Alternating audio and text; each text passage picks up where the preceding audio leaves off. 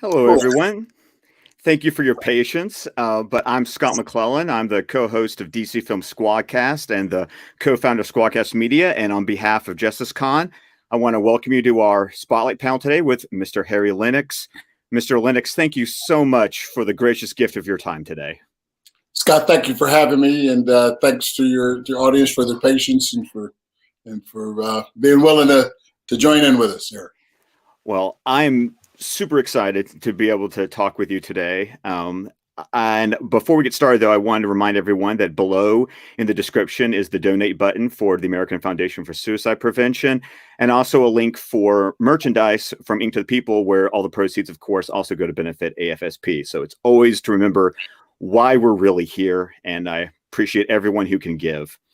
So, Mr. Lennix, to get started, I'm going to start off with a personal question because this is something that connected with me when I read about it. I actually didn't know this about you, but according to your IMDb page, and it's the internet, so, you know, I take what I read on the internet with a grain of salt.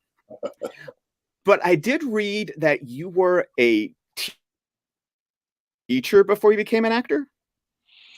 Yeah, that's right. Well, I don't know if it was before I became an actor. I was a teacher at the same time I was acting. I've been professionally engaged as an actor since about the age of 18 or 19.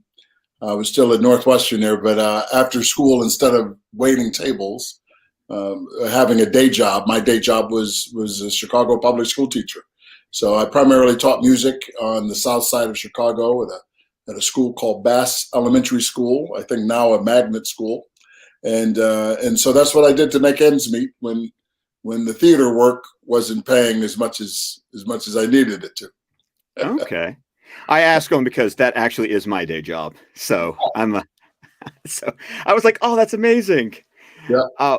No, you are born and bred Chicago. And I don't think enough people realize that really in the pantheon of American theater, like I know a lot of people think of New York and Broadway, but if New York is like the king of American theater, I really kind of consider like Chicago is like the queen. Like it is like the next big spot to go for stage and theater acting. Yes, I think so. I think, you know, we have always had this kind of second city mentality, but in many ways, Chicago is ground zero for American theater. You know, you've got these tremendous companies that have been around for some time now, but at one point were the new kids on the block, places like the Goodman Theater, the Steppenwolf Theater, Wisdom Bridge Theater, Looking Glass Theater, where many of my fellow Northwestern alumni went. They founded their own theater company. So it's Congo Square Theater Company, on whose board I sit, where I've directed a lot. So a lot of those shows then move on to New York. They move on to Broadway. But many of those things are discovered right there in the city of Chicago.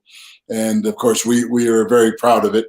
You said that we might be the queen or the prince of it, but I think we might be the emperor. I like that. I like that a lot. Well, I mean, honestly, Gary Sinise, John Malkovich, David Mamet, you. I mean, there's quite the pantheon right there. That's right. Well, that's good company to be in. And and you know, I think we earned it the old-fashioned way, really by working hard. You know, we weren't the handsomest crew. We weren't Hollywood looks and New York pizzazz, but we did. You know, we bring out our work hats. And we get to work on those characters and on those plays. And by due diligence, I think we've earned our place, as you put it, in the pantheon. Well, speaking of yourself, I mean, you're a man who likes to work. I mean, anybody who just casually travels down your IMDb page or your Wikipedia page, I mean, theater, television, movies, animation. I mean, at this point, I'm just waiting for you to be in a video game or an audiobook, and then it's going to be like you've got the full set at this point. Yeah, I think I might have done those. No, I'm just kidding. But I did one video game, the Matrix video game. I don't know if you remember that one, but it came. I remember that one. Yeah. So I'm not actually a character you can manipulate with a joystick, but I am in those little segments of movies, that kind of interstitial stuff that gets you from one part of the game to the other part of the game. And that was a lot of fun. That was built into the into the shooting schedule way back there in the year 2000. And then in terms of audiobooks, I think that's the one thing that I've yet to do. I haven't really read an audiobook yet. Oh, I'm going to put that on my wish list at some point, because you have such an amazing voice. It's a voice of character. It's great for characters. I mean, and we're going to talk about some of your voice work as well as your in-person work. But you are definitely one of those actors, and please take this in the manner in which it's intended. But you are definitely one of those, that guy, that guy. And I always consider that to be such a compliment, because that means that it's not about you per se. It's about the character. It's about the work, and the fact that you've appeared so many places. People they can name off the top of their head something they've seen you in. I mean, has that always been has that been a motor for you, a drive to just always be working, always pounding the pavement?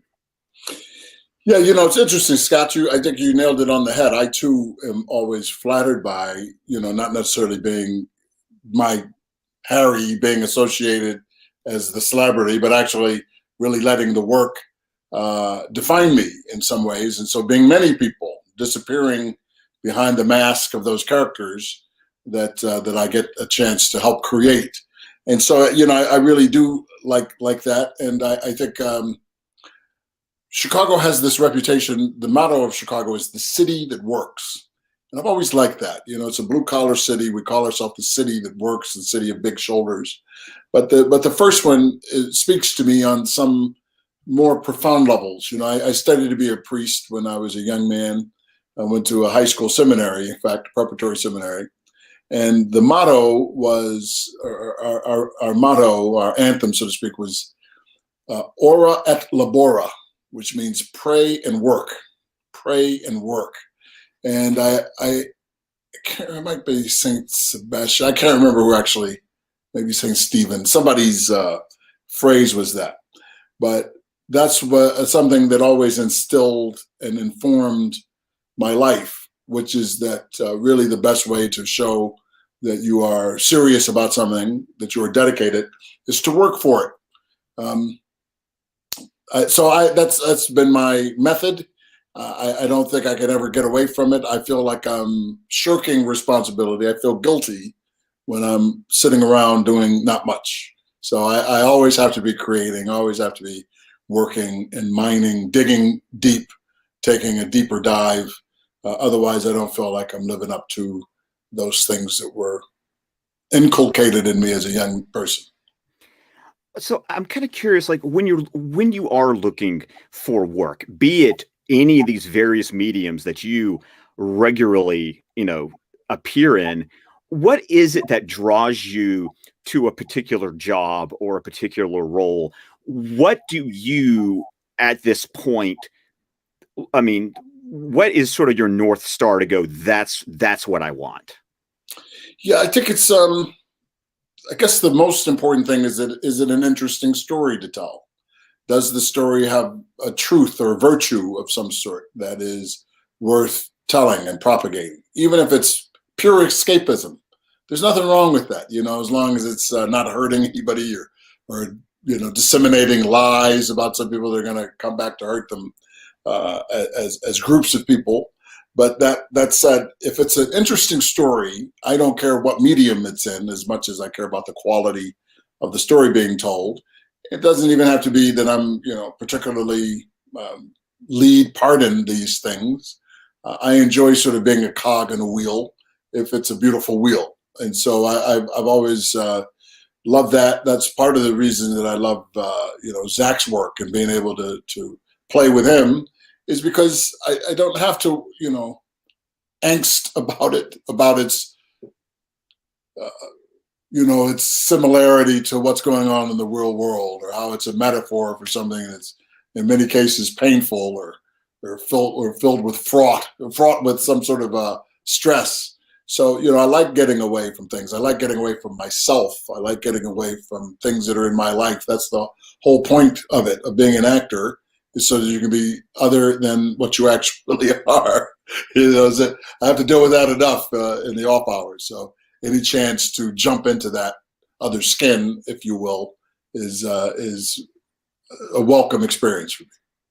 Well, and you've also, I mean, looking at some of the directors that you've worked with over the years, I mean, one could say that you've been quite blessed to work with the likes of, Robert Townsend, Spike Lee, Julie Taymor, the Wachowskis, Taylor Hackford, Zack Snyder. You can tell I've seen some of your movies. It's amazing to think of all the talented people and creatives that you've worked with. I mean, of those experiences, like, has there been a similarity, or have there been some very distinct differences in all those experiences that have made all of them special in their own way? I think both. They've been similar in the way, in the sense that I think a good director, a director that is not maddening to work with, is somebody that knows what they want, and they can either demonstrate what that is that they want in order to bring out the vision that they have. Particularly like in film, it's I think maybe it was Truffaut or something that said the director in film is the author of the film, the auteur of the film. And I think that that's true. There's a scheme that they have in their mind. And you mentioned all the film directors I work with. And except for I've worked with Julie, she has the distinction of my having worked with her both in film and on stage. We're going to talk about that, because that's a special thing even to me. So we'll get there. She's the one director I've had that perhaps she's probably worked with actors in both media and so forth. But that said, it's been interesting because what she has in common with the rest of the people on your list, not surprisingly, were men, at least in film. But she has this way of thinking in pictures that I find inspiring, and that it's something that I can grab onto and I can actually work from it, because she's very specific in what she wants. Same is true of Taylor Hackford. Same is true of Zack Snyder. I find, as much as people talk about him and all these directors as visual directors, because it's true, it's a visual medium. But I think that what they're also good at is communicating with the actor as to what it is that they want from them. The Wachowskis equally, they were not knowing that they were doing it when we were working on The Matrix. They would say, I want it to be more, and then they would do it. And so for me, and this is something I talked to Morgan Freeman about once, is I like a line reading. Many actors are like, no, don't give me a line reading. I'm going to find it out for myself. Why go through all of that angst? Just figure out what the tone is that the director wants. You can alter it, improve upon it, if you will, refine it in some way, dive deeper into it. But there's always a general direction that they want you to go in. And I like that. And when the elements in that scene all work together and mix together, the shot, the scale, the composition, the other actor, the timing, many things that are sort of seem extraneous but actually go all to the soup of it, the gumbo, then that's really when it's at its best. And so those actors have that, those directors have that in common. The thing that distinguishes, I think, one from the other generally is a form of just style. And so for me, if I were a basketball player, I always think in these kinds of terms. If I were a basketball player and had the opportunity to play for Pat Riley or Phil Jackson, or, for that matter, Eric Spoelstra, they're going to bring out different strengths in you just because of their style. And you're going to rely on this aspect of your craft more in this system or in this style than you would on another aspect. And so this gives you a chance to develop and to hone and to sharpen your skills and to hone your chops. And so for me, it's really like music, right? I said basketball, but let's just compare it to music. If I can play bop with Mingus, but also play a concerto with Bernstein, as long as I play the music, I should be okay. As long as I know the form I'm playing in and the rules of that genre, I'll be okay. And so it's up to me to keep those skills sharp. And I think that's telling because you have appeared in so many. I mean, Mm. look at you go from Titus and Shakespeare to The Matrix to Ray. I mean, it's you don't pigeonhole yourself. I mean, you are open to whatever genre or style is available, and I think that is incredibly admirable. Thank you, man. I try. You know, it's good to be uncomfortable. It's good to know what it is that you need to work on, and we're always going to be working on something. For example, now, you know, Scott, I haven't done a play in 12 or 13 years. So if I got onto a stage in a live theater with people in the audience, once COVID, goes away for a while, that's going to be a brand new experience for me. So I've gotten rusty on some of those techniques and skills. So it'd probably be a good thing for me to get back in there. But, you know, I've gotten sharper in other things. For example, long form storytelling. I've never been on a show as long as this one I'm on, The Blacklist. That requires a whole different set of skills, weapons, arrows in the quiver. How do you carry this through? How does your character both develop and remain consistent? How do you play your part within the general mythology of that story? These are all interesting and important questions for the actor. Well, I think it was interesting you bring that up because television, very much like comic books, it's been said of comic books that you're perpetually in an Act Two story because you get the origin done pretty quickly, but then the whole purpose is to keep on going, and so you never quite make it to that Act Three where it's going to end because you want to be successful enough that you push off the ending as far as possible. So with something like The Blacklist and that long form, how as an actor do you see your ability to keep something fresh when you can change, but your character is never going to be allowed to really sort of wrap up until you get the word that hopefully you know ahead of time that it's your final season? Right. Yes, it's I don't know the answer to that yet. That is to say,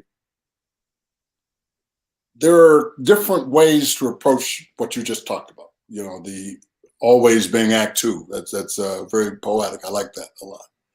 But within certain stories, such as the James Bond story, at least as told in film, you'll see one James Bond carrying that part, and then like a baton, hand it off to the guy that's coming in next. Mm-hmm. You can see that to some extent within the world of the DCU and Marvel, where one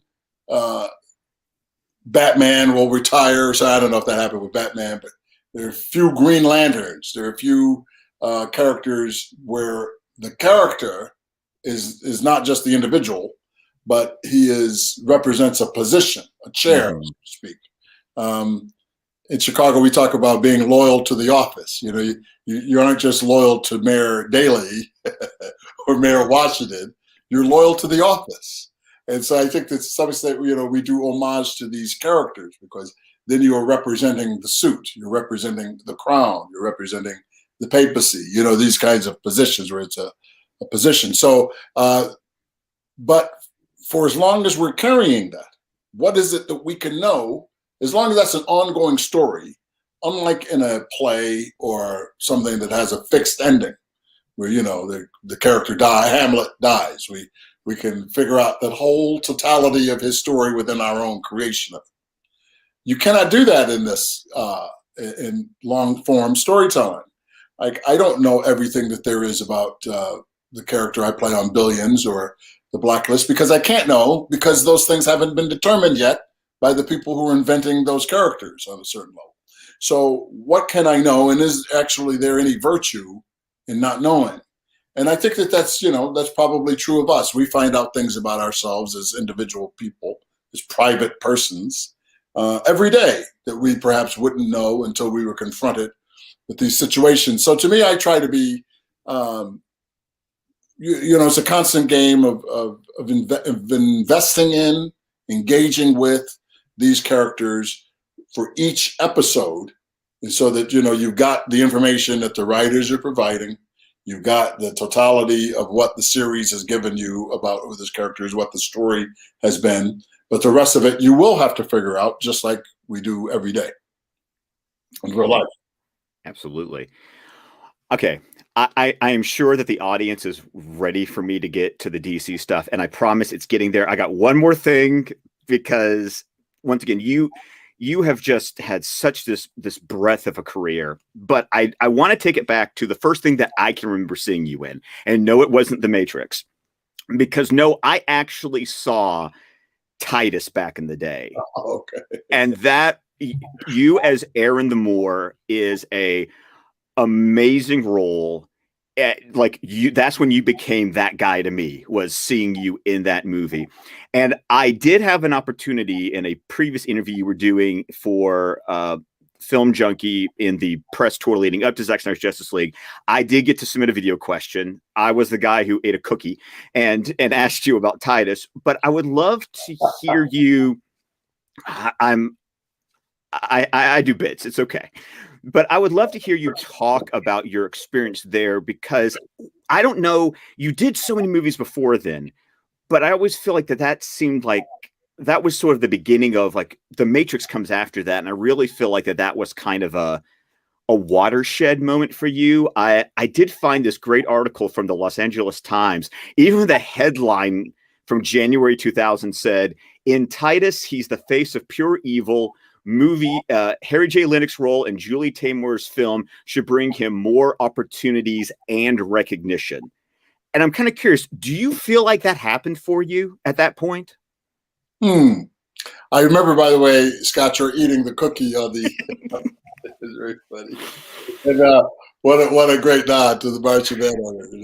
It is weakness for Oreo. But that said, I don't know that I think that, well, yes, I do. I think that it did bring me more opportunities and recognition, even if it was only for the people who saw the movie. But that was a loyal group of people who got a chance to see me do something that, if there was no other benefit to it, in itself was the reason that I ever wanted to be an actor, where you are taking the most challenging role, or you know, with the greatest writer of dramatic literature in English, where you're working with some of the greatest actors of all time at the top of their game. And by that, you know, I mean Anthony Hopkins and Jessica Lange and Angus McFadden, and you know, we've got Matthew, you know, a bunch of so many people, Matthew Rhys, Jonathan Rhys-Meyers, all these people, Alan Cumming, and more. And so I don't know what's beyond that. Like, you know, more of that, but they're not going to do more of that. That's, you know, that's pretty rarefied air. Everybody's not going to be doing Shakespeare. It's like playing, you know, the highest of Bach concerti or something. And so it's not meant really for, while it was popular in its time, it's now reached kind of elite status, and it's special and more valuable because it's so rarely done. But I do believe that it had some bearing on my level even of just confidence. And so I think that it did create some opportunities for me where, you know, I could go in and say, well, listen, I've done Shakespeare in Rome with, you know, celebrated Tony Award winning director, won the MacArthur Genius Grant. She's a genius, Julie. Mm-hmm. I don't care, you know, whether or not everybody knows it, that's not important. I know. And those who know that she's a genius. Nobody's going to argue that against Academy Award winners, the likes of which I just mentioned, and those who haven't won them yet. But working with them gives you this almost level of, hey, I can play with Michael Jordan, I can play with Magic Johnson. Bring your game, bring your best game, and I have no doubt that because of that, even the people in the industry were aware that that was a credit. And because, you know, for a little while I got with a big agency, and I know that bought some opportunities that I wouldn't have gotten before, because they saw Titus. They were representing, you know, these other actors that were in this movie.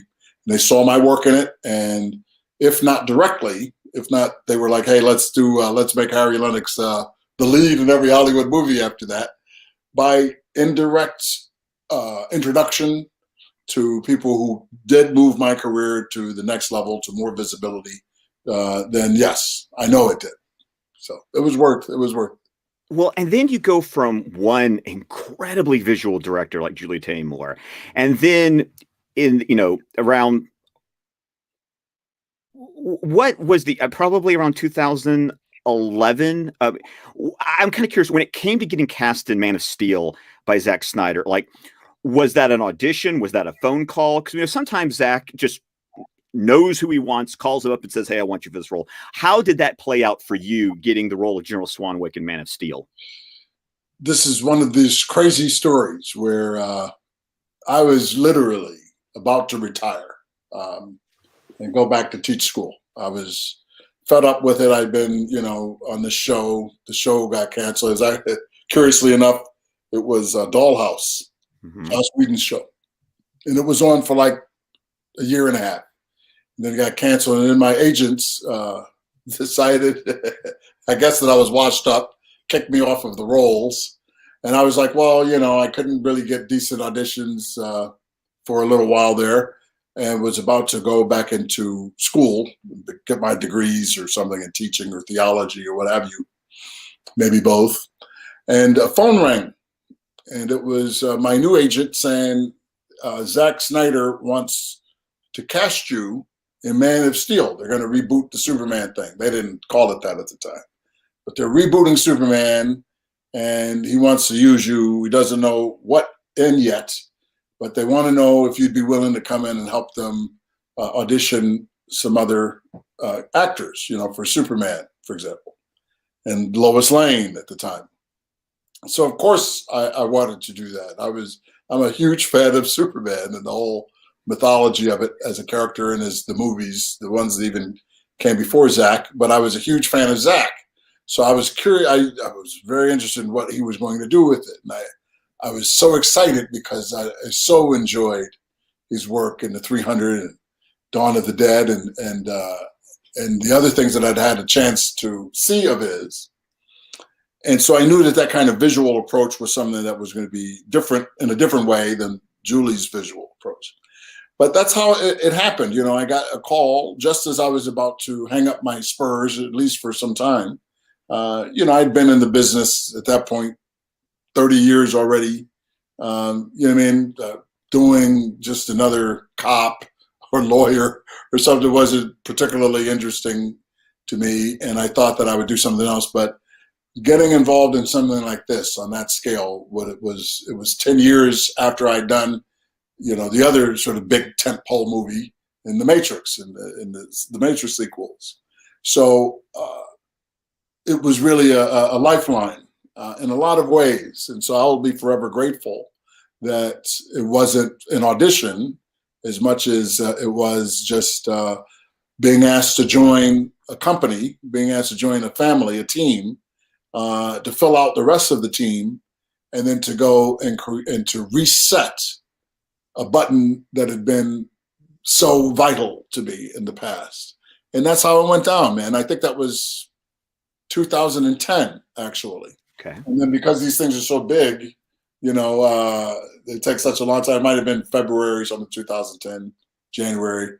But it didn't actually film until like a couple of years later or so. I can't remember exactly how long, but it took a while from my first hearing about it until the time it was actually my turn to go and play.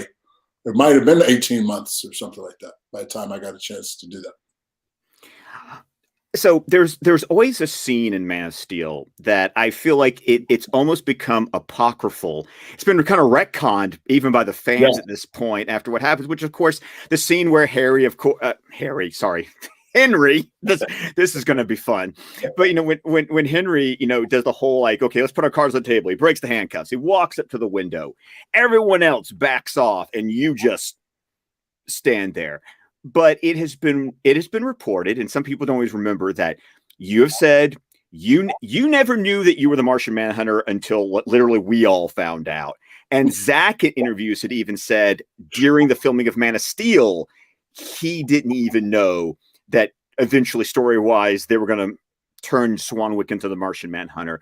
So I guess the question is, do you remember that day, or do you remember the direction? Like, what was it that said, you stand your ground, you're not going to back off from the most powerful being in the universe walking up to your face?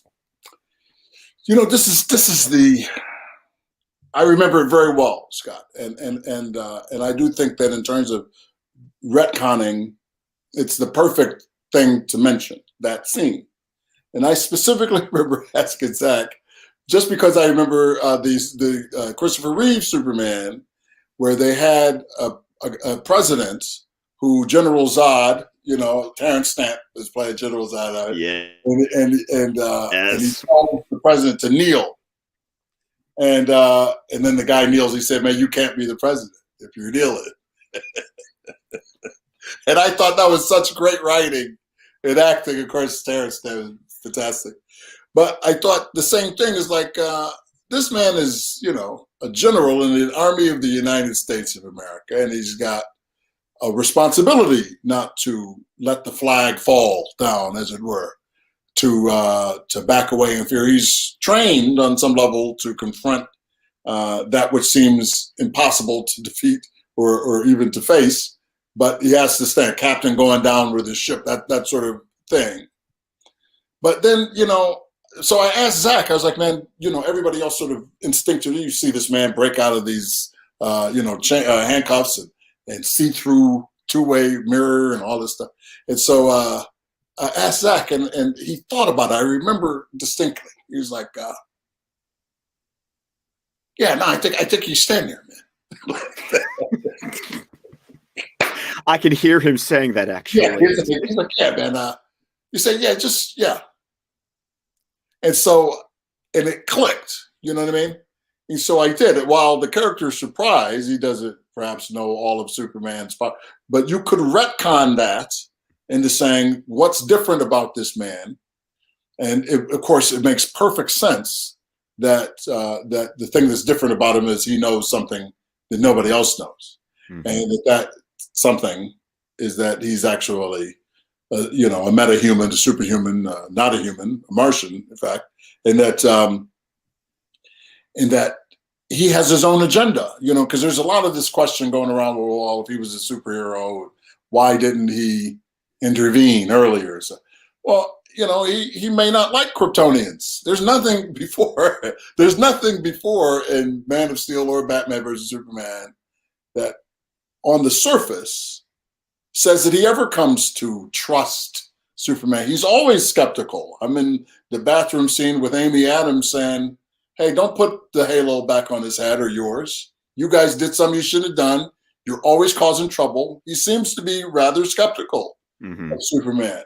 And so, there may be some other reason. He may have sufficient reason not to confront Doomsday because maybe that imperils something that nobody else knows about. Whereas I want to do something, or maybe that's the best thing to do. Or, so I think that there's, in that particular case, I think that it actually makes perfect sense. But I do remember it goes specifically back. And Zack wears like T-shirts, white T-shirts and something. And so I just remember him thinking for 3 seconds. And he was decisive. He was like, no, you stand right there. And so, yeah, it goes back to that. That was fantastic. Okay, I do want to ask, because you brought up the bathroom scene from BVS, but that just emphasizes on screen, you and Amy Adams had such a wonderful rapport. You had a special kind of chemistry in both Man of Steel and BVS. And so I just wondered if you could speak to that, because Amy Adams is such a wonderful, beautiful person, a wonderful actress, and I'm just kind of curious, what were those scenes like, the two of you together? Scott, I so appreciate that question. It's something I'll take with me. I don't know if she remembers it, but she, in that tunnel scene where we're it's raining and she hands me the little plastic thing with the bullet in it. And she said, I like working with you, because that was our second time, and I was like, Amy, listen, you are such a joy. And I think what it is, Scott, is that beyond talent, beyond the skill,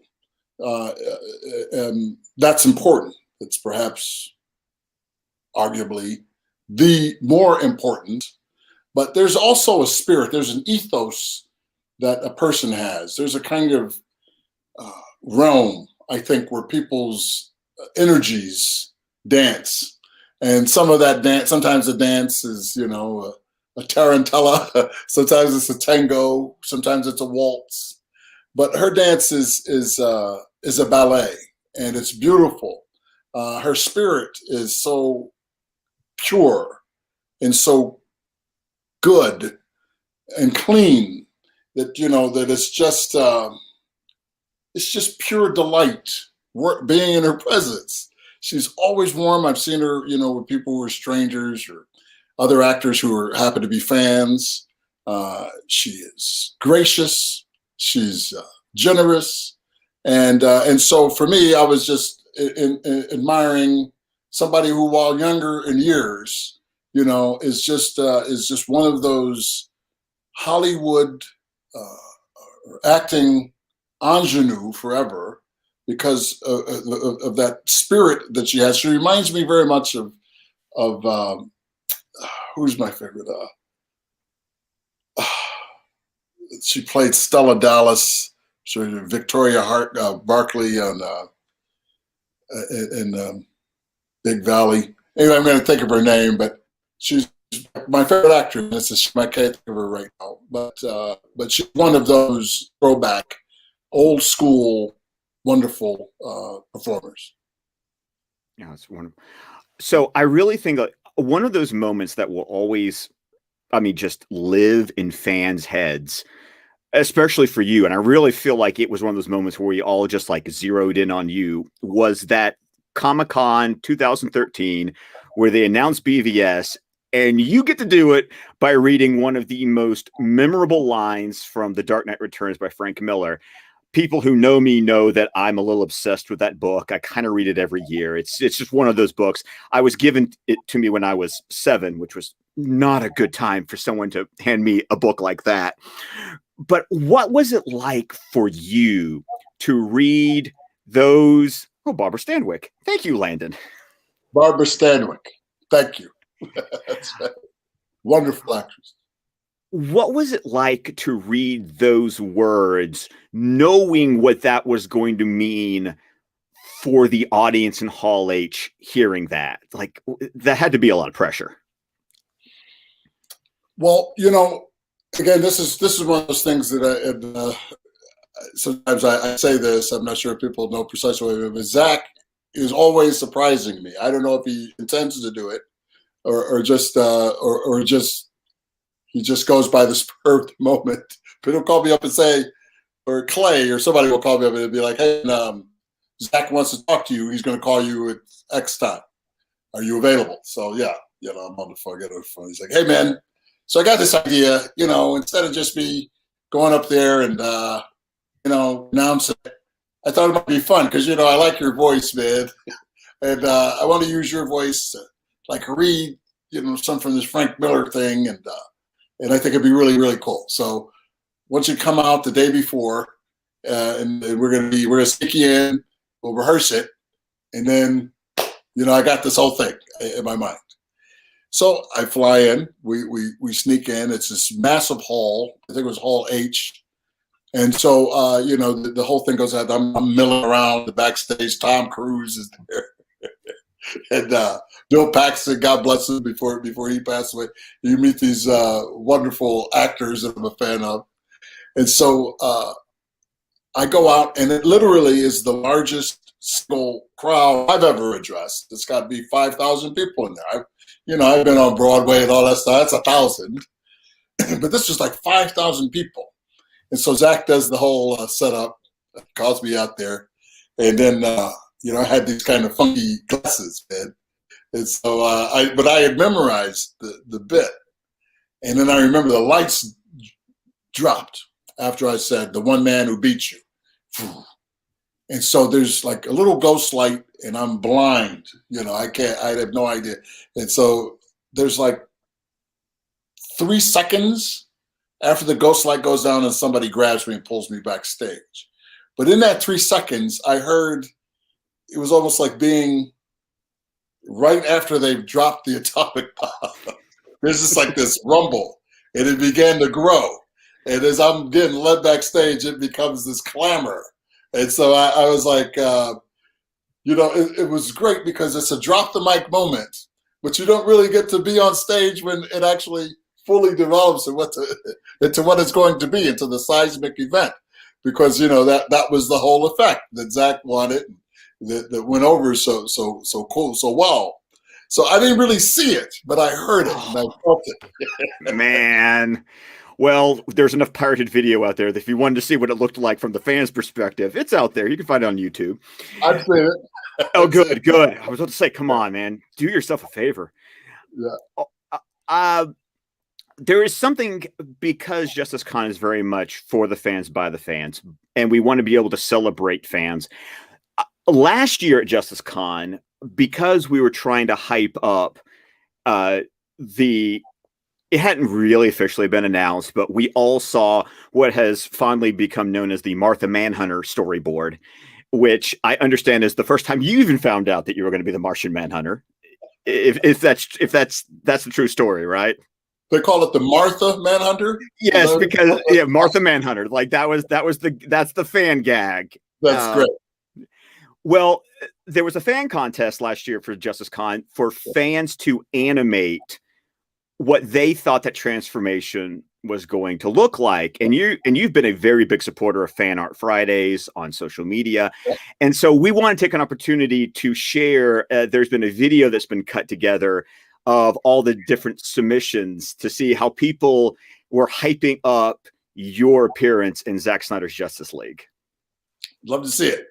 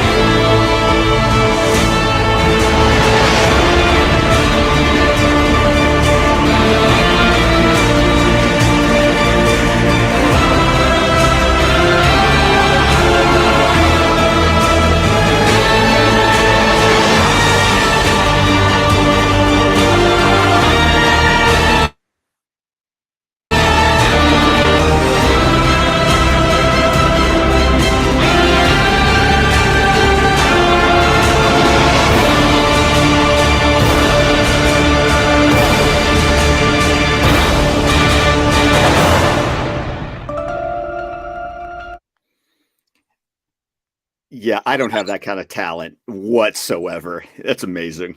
That's really wonderful. Those are wonderful renderings. What imagination. A lot of them are pretty spot on, too. I know, right? Yeah. Crazy. And even the music was composed by Geraldo Cortez. It's called The Tragedy and Triumph of John Jones. So your depiction of the character has really inspired a lot of fans. And I hope you've been able to feel that, how much the fan community has just embraced you in this role? I have, Scott. It's even if sometimes by osmosis, but I could feel it. There's something about the art that has been coming in on social media, and there's something about the things I've been watching, like on YouTube or on the internet in general. But it seems like this character is well loved, and I'm honored to be able to be one of the actors who have had a chance to play him. I'd love to do it again. He's a fascinating figure. Yeah, give the man a cookie. It's just it's really important. Keep the energy. Yes, that's fantastic. Okay, so I want to get to your experience with the additional photography. Like, how long was it? What was it like? What was it like to be Harry Lennix, getting to come back and actually shoot the two big scenes you get in Zack Snyder's Justice League? Great. In many ways, like old home week, you know what I mean? It's always fun to see my pal Zack and to see Deb. She's frequently nearby, if not actually on the set, but she's tremendous. They're a great family and a great team. And so just to be with them, and, they create a very excellent atmosphere. So it's very welcoming. But I was originally supposed to be in the Justice League. They had cleared me on the blacklist. I was going to go to London back in 2016, I think 2016, and shoot. And then, Warner Brothers had their edict where, it got chopped in half. So my character was one of the ones that got lost in the sauce. Very many of us did. But, this resulted in this opportunity. There's some quote, I think, I can't remember recently who said it, but something about whenever there is an absence of somebody taking an opportunity or a responsibility and being derelict in that responsibility, it can result in an innovation and into an opportunity, and that's what happened here. I think that for whatever reason, things that looked, like a failure or a disappointment or what have you, in its original execution, resulted in something that everybody is happy about. And I think that means a lot. I think that it proves to me in many ways, what science says. There's no such thing as cold. There's just the absence of heat. Mm-hmm. You know what I mean? There's no such thing really as hate. There's the absence of love. There's no such thing as misery. There's the absence of joy. And so when you can restore the joy and restore the vision, I think that it results in a really good thing. So in the long view of life, you can see that these things will work together for the benefit of everyone. And so to be now something that I had no expectation, and more than even when I thought I was going to be in the movie, to be, as it were, the recipient of this gift of a dream I never dared to dream. I never thought I would be a superhero. That wasn't even in the plan. And so it's like waking up and finding out that you're, the king in some way. You're the prince or something, that you've inherited something that you didn't really work for. And so it feels like that. It feels like a very nice, unexpected gift. And insofar as things that I never expected, this is the best thing that ever happened in my career, even if it's just this one time. The fact that, Zack Snyder's Justice League, the last scene in that, just like the last scene or one of the last scenes in Man of Steel with Superman and me, squared off. God, that line, "Are you effing stupid?" Oh my God, that line lives rent free in my head. Just letting you know that. That's right. So that's an honor, man. I love the fact that when you walk away from the movie, you're going to think about that scene. And so it's in that character, talking to Batman. That's pretty exciting. That doesn't happen normally. And it was a great gift.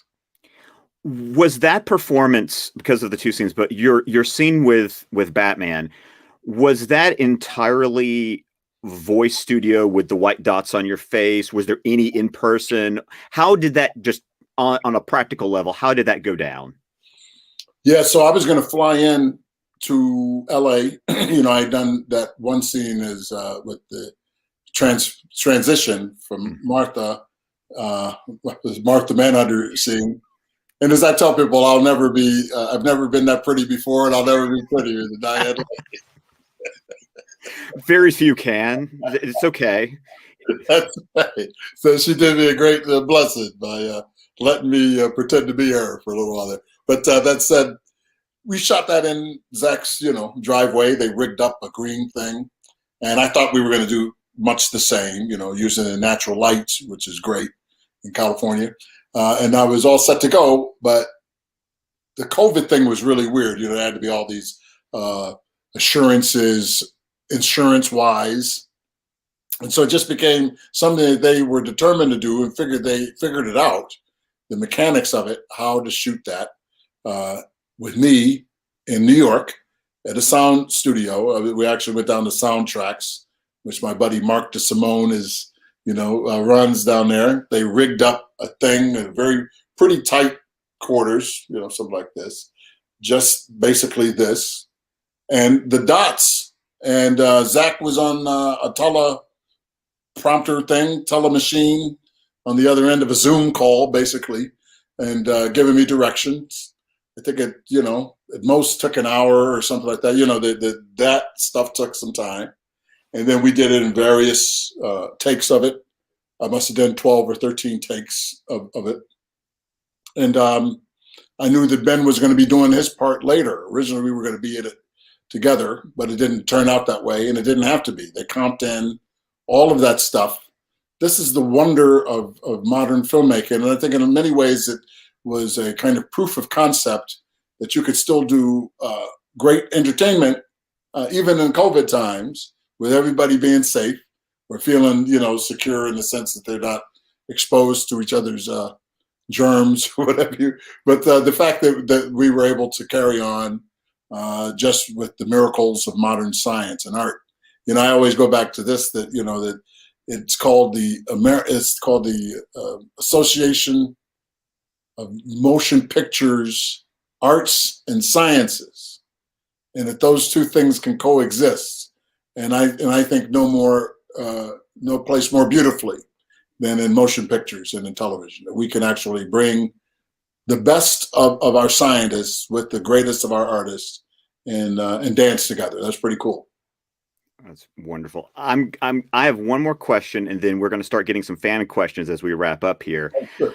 Because looking to tomorrow and Justice Con, where it's going to be an all focus on Army of the Dead, you also, you're just going to have your foot in everything, because you're going to voice a character named Borman in the Lost Vegas anime series for Army of the Dead. Any little tidbits we can get about your character, what that experience was like, anything you're willing to share, just anything that comes off the top of your head. Well, I'm excited about it because for many reasons. One is the other actors who are in it. I don't really have any experiences working with them.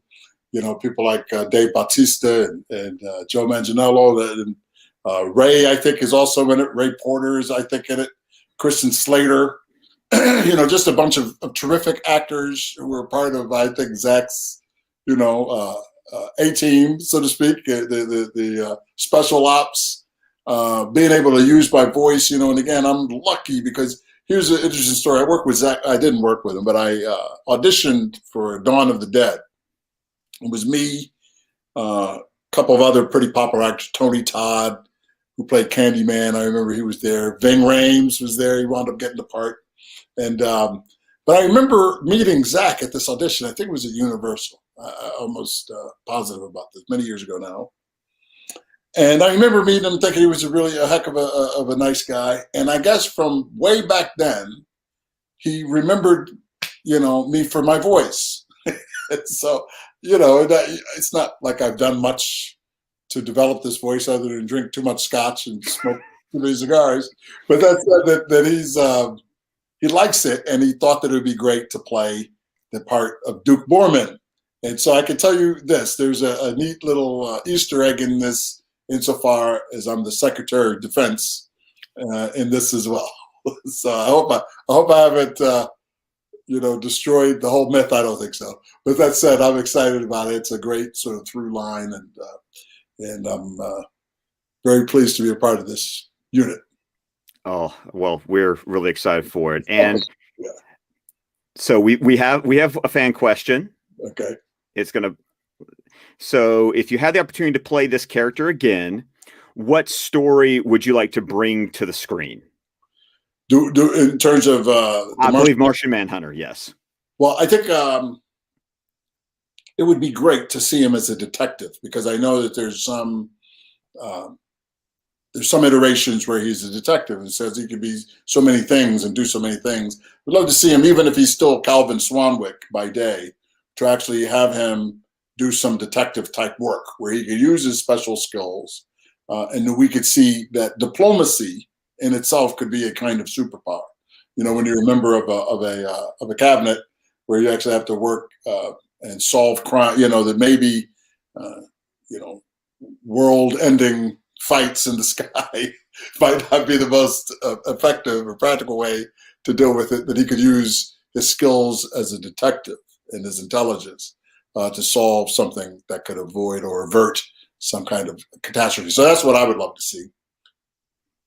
It's a whodunit with him at the center of it. Okay.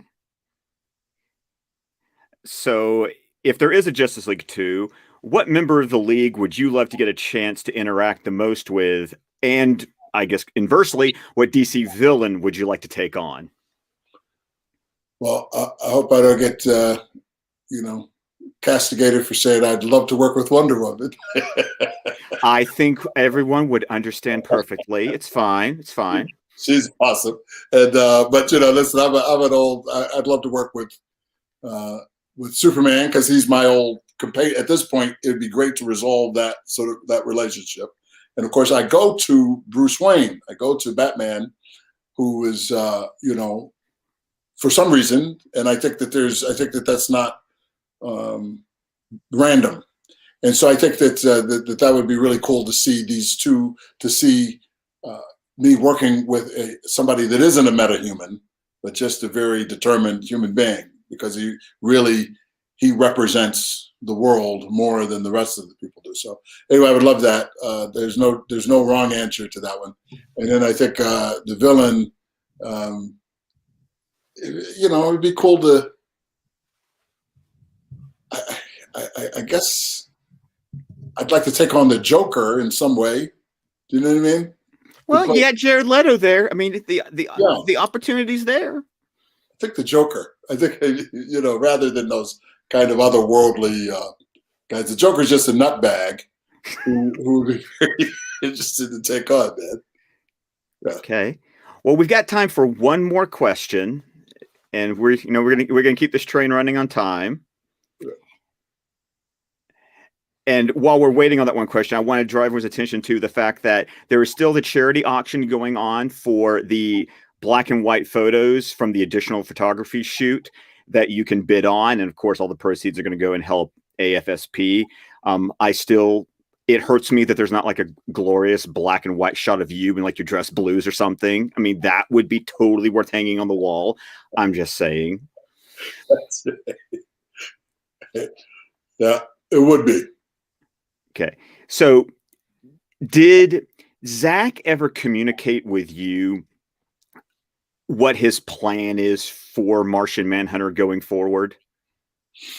Nope, not yet. But again, I'll caution everybody to remember that he likes surprises.